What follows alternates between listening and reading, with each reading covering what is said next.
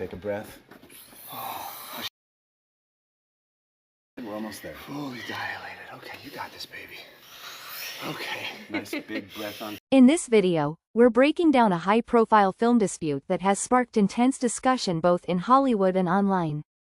Newly released court filings, voice notes, emails, and behind-the-scenes footage have revealed details that were not previously public. At the center of this is a voice memo recorded by Blake Lively, now available through court exhibits published on Docket Updates, a platform documenting every major filing in the case. This memo, along with production emails and video clips, provides important context about what was happening behind the scenes before filming began. The key question now is whether the narrative initially presented to the public accurately reflected the full reality, or whether the newly released materials tell a much more complex story. Blake Lively's voice memo, recorded in February 2023, offers direct insight into her state of mind during pre-production. In the recording, she openly discusses the stress of returning to work shortly after giving birth, her concerns about physical readiness, and the pressure of preparing for demanding scenes while dealing with exhaustion and lack of childcare support. She also expresses anxiety about being separated from her husband and children for an extended period of time.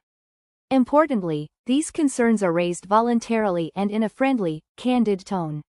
The memo is now being used by the defense to show that discussions about body image, scheduling delays, and personal stress originated with Blake herself, rather than being imposed on her by others involved in the production.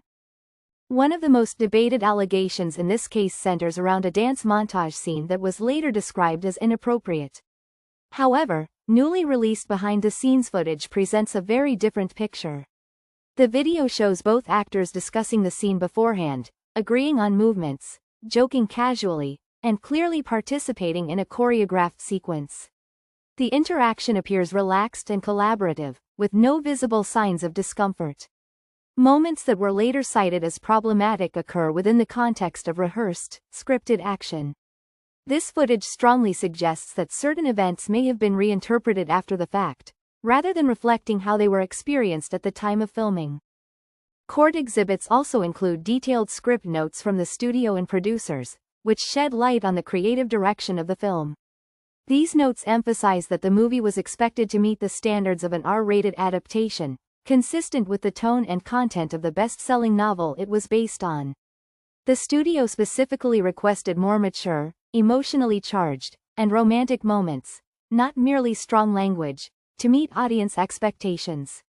These requests were part of standard development discussions and were not unique to any single individual. In some cases, certain lines and references were removed to avoid legal or creative conflicts with existing films.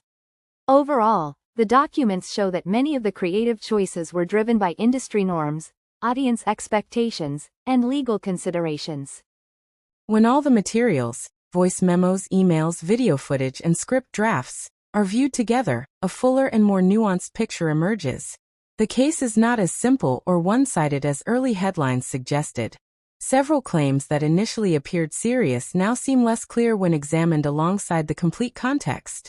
This situation highlights the importance of withholding judgment until all evidence is available. In legal disputes, especially those involving creative industries, perception can shift dramatically once documentation is reviewed in full.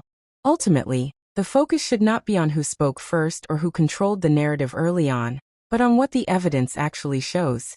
And that evidence is still unfolding.